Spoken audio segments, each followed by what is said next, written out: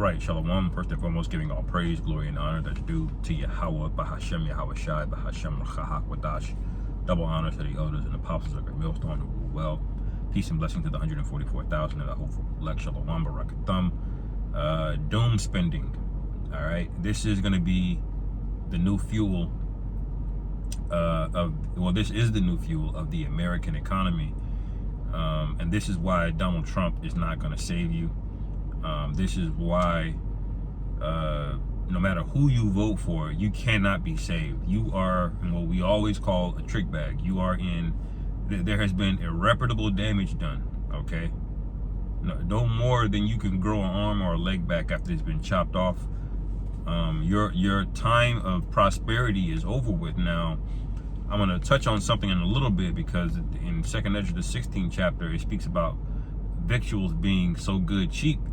And so, you know, what I foretell, well, what could be a very likely outcome of this Trump presidency, which looks like he's going to win if they don't take it from him and start civil war, all right, is you have a brief moment where he lowers taxes or does something, okay, and then all hell's going to break loose, you know, because he's got people behind him like Elon Musk and, you know, Tucker Carlson's and Joe Rogan's and people like that. And he's got a lot of popular support. Yeah, I think he actually won the popular vote. All right, but that's going to all be upset because we know prophecy, you know? So let's listen to some of this video. I'll try to skip through some of it. 2022 and 2023, boomers saw a slight decrease in debt year over year, while Gen X saw a slight uptick. But millennials saw their average debt increase by 8%, and Gen Z more than 15%. Many young adults are finding themselves sinking deeper into debt. This credit card concern seems to be particular. So the younger the generation, basically, what they're saying is the more debt is going up over the past year, 2022 to 2023. Okay, now you got to ask yourself, well, what does that mean? You know, debt is only good for people that know how to leverage it and monetize it, and use it as like an investment tool, you know. But most people don't understand money well enough to use debt. Most debt to most people is crippling. Most debt to most people, it hurts you. Esau in his system, he can actually make money off of debt, you know. Your broke ass for student loans and credit card payments, you can't do that, man. You know, and every dollar you're spending on debt, you're paying interest on it. Okay, and every dollar that's going to interest is money that you could have been saving, but you're not. All right. Clearly true for Gen Z. Young people today are being shut out of the American dream. So how much worse off are younger generations? And how did it get so bad? I am in debt for education. Oh my God, I didn't know there was a word for it, doom spending. I start getting overwhelmed about, okay, how am I gonna pay this off? If you ask me how I would describe my generation financially, broke. You heard that? It's called doom spending, okay? So when you see these Black Friday sales coming up and you see all of this economic activity, the fourth quarter, the holiday spending go up, just know people are getting more and more into debt, and they're spending money that they know they won't pay back. That's what doom spending is. They know I'm basically never gonna pay this money back. I'm taking it. You could take my credit score down to 300, 250. That's what doom spending is. When people don't feel like they have an incentive that they can come up, then they lose their motivation, man. Men are dropping out of the workforce, all kind of things, man. They're watching these retirement folks still at Walmart, all right, still having to drive Uber, you know, 70 years old, you know. Very broke. But real quick, let me get this real quick.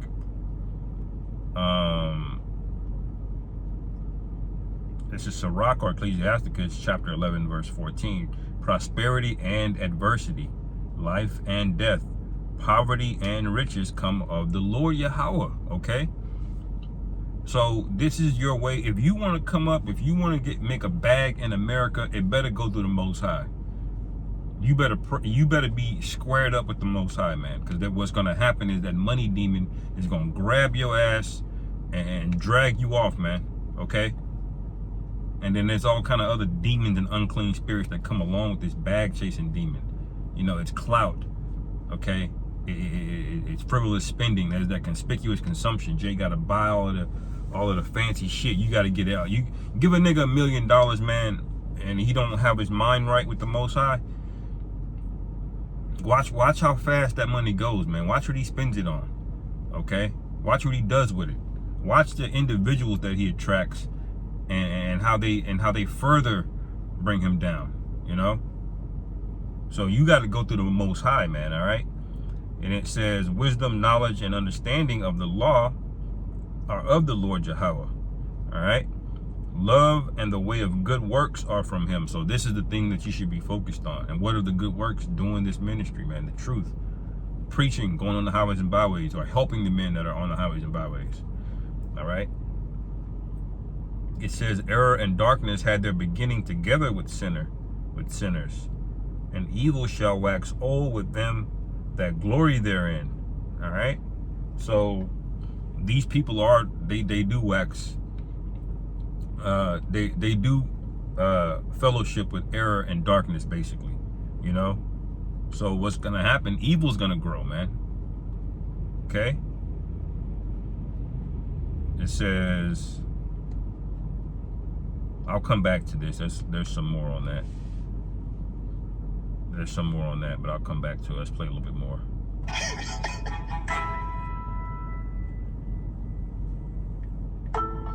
The minimum wage is so low and it's not livable. I don't feel like wages have kept up with inflation at all. Do I feel like my income has kept up with the rising cost of food and cost of living in general? Absolutely not.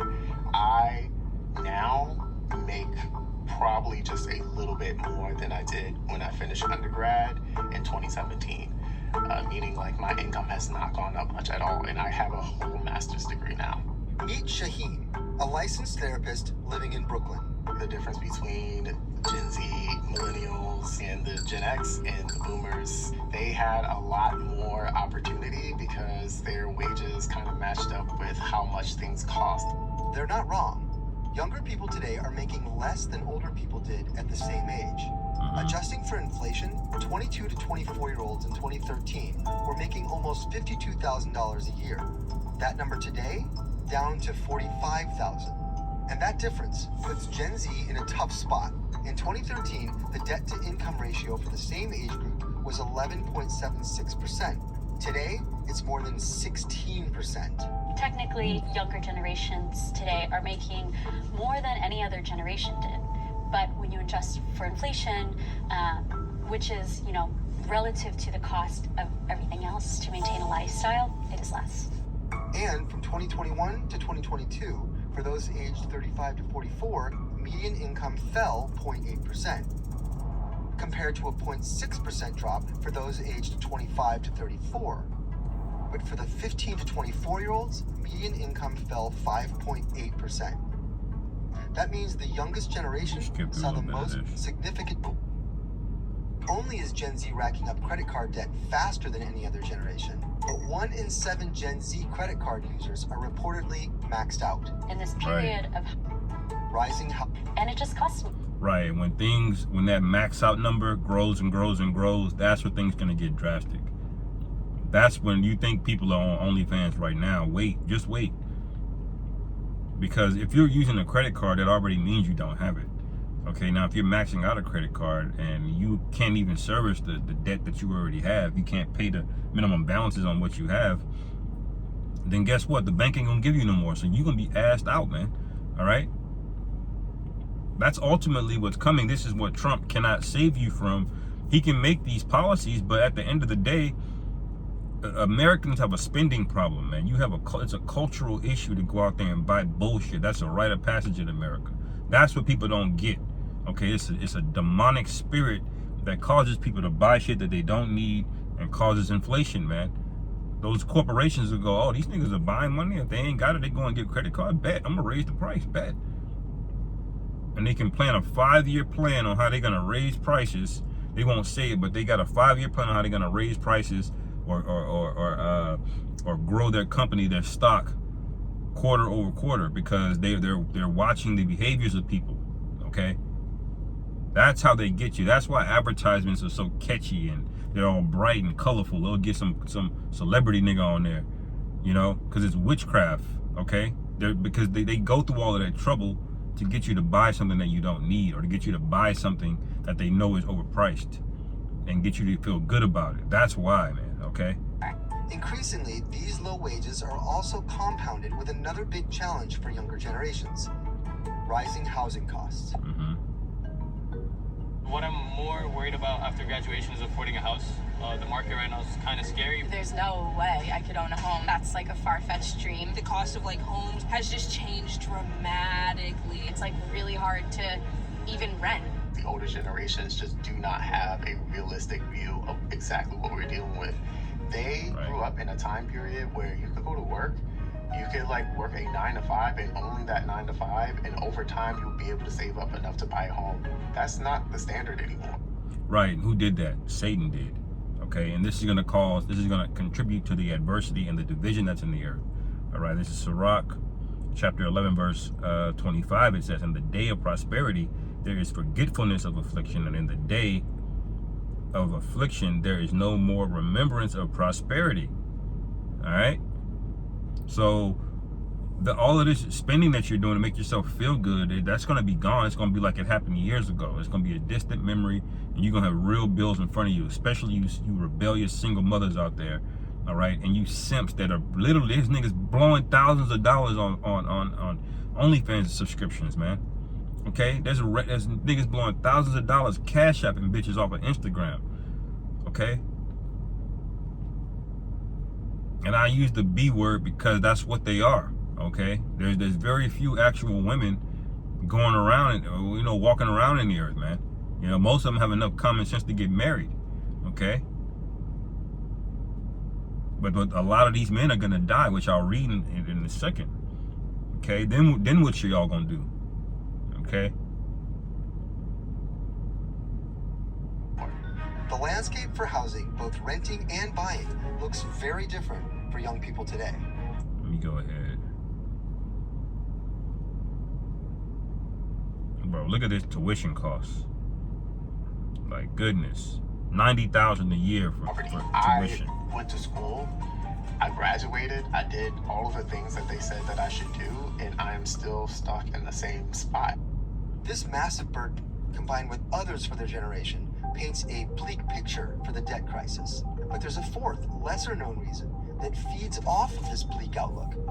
It's called doom spending. There it is. Doom spending. Doom spending to cope with the stress. Home ownership or starting a family is so out of reach. I think that people want to treat themselves to small luxuries that'll bring us a semblance of the kind of adulthood we were promised. Doom spending. I love it. It kind of makes us, feel a little bit happier about the situation. So if it's gonna be like this, regardless, I might as well get something for myself that I like and enjoy. You heard that? Doom spending. I love it. I might as well get something for myself that I'll like and enjoy. Where do we hear that spirit come from? Wisdom of Solomon 2. For the ungodly said, Wisdom of Solomon chapter 2 verse 1. For the ungodly said, reasoning with themselves, but not aright. Our life is short and tedious, and in the death of a man there is no remedy. Neither was there any man known to have returned from the grave. For we are all born at all adventure, and we shall hereafter as though we had never been. For the breath in our nostrils is as smoke, and as little spark, and a little spark in the moving of our heart. In other words, we here for a short time, you know. We're here for a good time, not a long time, and that kind of attitude, you know. It says, which is being extinguished, our body shall be turned into ashes, and our spirit shall vanish as the soft air. Okay, let me skip down. Verse 7, let us fill ourselves with costly wine and ointments, and let no flower of the spring pass by us. Okay, let us crown ourselves with rosebuds before they be withered. Okay, let none of us go without his part of our voluptuousness. Let us leave tokens of our joyfulness in every place, for this is our portion, and our lot is this. Okay, so this is basically is our God-given right to just live it up in YOLO, man. And this is what doom spending is, because they know that doom is coming. People can feel it, man. It don't matter about a goddamn presidential election or the outcome of that. We already know that the people that you see on television are not running things, okay? You know, if you're in a mob or a mafia, you may be there working in there your whole life and never meet the real boss, man, because they don't just be out in the open, you know? The real powerful individuals, you can't just get access to them like that, man, okay? So that should tell you that the people you see on television all the time shaking hands and kissing babies, so to speak, those are operatives, man, okay? Those are operatives. They don't actually hold the real power. It's just, it's marketing, okay? It's witchcraft. For me, it's like shopping, clothing, Travel. It does alleviate some of the stress. Doom spending is like retail therapy with a fatalist twist. A lot of people feel hopeless or pessimistic about their financial futures, and that's manifesting in a lot of different ways. Some people turn to doom spending. And this consumer habit is backed by research. So in one of my research papers, I looked to ask the question, why do people not save enough for retirement ages? That's Stephen Wu, an economics professor at Hamilton College. And there have been many explanations for why people do not save. Sometimes people lack the information about how to save. Some people might lack self-control to do so. They may know that they should save, but they're unable to do so. And I introduce another phenomenon, this idea that perhaps people are fatalistic. They think that whatever they do doesn't necessarily affect their future outcomes. Professor Wu's study found that... And that's exactly what we just read, because that is how people feel at this point, because they know they don't make enough. They can see the trajectory of things. Even though these people are stupid, they're still intuitive, you know? There's something in your biology or your subconscious can recognize things that are a danger to you that your logical forefront of your brain has not processed yet, okay? That's a lot of the time what happened with dreams is your subconscious will regurgitate things that you didn't consciously make aware of. You saw it with your eyes, or smelled it or heard it, but it didn't process it. And so it comes out later in your dreams in a weird way, you know? And these people know that the doom is imminent here, man, that the economy is screwed, all right? They know this, all right? But I'll get this and end it here. 2 Ezra chapter 16. It says, I started verse 19. It says, behold, famine and plague, tribulation and anguish are sent as scourges for amendment. Scourges are something to get you to, it's like to clean, to get you to correct, you know? And it says for amendment, and amendment means to change, you know? And it says, but for all these things, they shall not turn from their wickedness, nor be always mindful of the scourges. Okay, so they don't care. They're just in this howdy-doody whatever spirit, and when all hell breaks, they're gonna cry. They're gonna cry out, man. They're gonna be wailing. All right. And it says, behold, victuals shall be so good cheap upon earth, that they shall think themselves to be in good case, and then evils shall grow upon the earth. All right, sword, famine, and great confusion. Okay, and I believe DJ Trump could do something like that if he's allowed to even get in there to begin with. Okay, they may just go the civil war route and crack this thing off, which is what I'm hoping for, but they could give it like a time of prosperity first. All right, well, people start spending again, they start feeling safe, you know, they start, you know, getting back in that spirit of mirth, because the scriptures say that people are going to be like marriage, and they're going to be marrying and giving in marriage, just like they were in the days of Noah.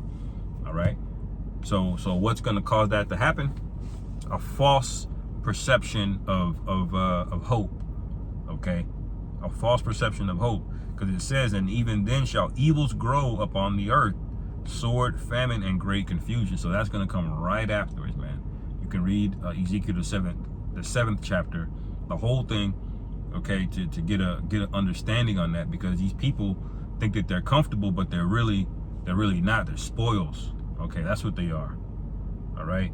It says, for many of them that dwell upon the earth shall perish of famine, and the other that escape the hunger shall the sword destroy, and the dead shall be cast out as dung, and there shall be no man to comfort them.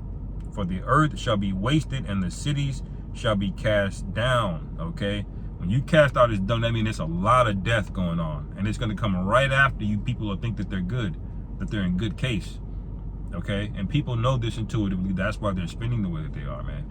Okay, don't let Esau come out with the new numbers and say we broke a record of holiday spending and blah, blah. It's all debt, and it's all debt that won't be paid back. And when that bubble bursts, you're gonna see what's really been going on. At least the low level people that ain't paying attention will. All right, men that are watching, we know, we understand. But anyway, I'll end it there. Lord willing, this is edifying. Call halal Yahweh Bashim Yahweh Shai Bahashim Rachak Shalom. Kwame Yasharala, on to the next.